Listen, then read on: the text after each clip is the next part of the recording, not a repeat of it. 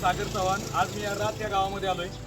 पारतंत्र्याची होळी करून इंग्रज सत्तेविरोधात पहिल्यांदा दंड ठोकून बंड उभे करणारे आद्य क्रांतीवीर राजे उमाजी नाईक. आद्य क्रांतीवीर राजे उमाजी नाईक याच पुरंदर तालुक्यातील आणि पुरंदर तालुक्यातील हे राग गाव.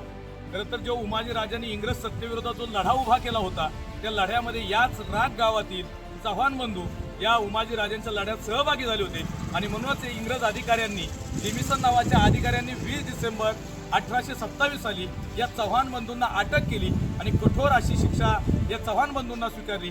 माझ्या समोर देखील या ठिकाणी चव्हाण बंधू आहेत.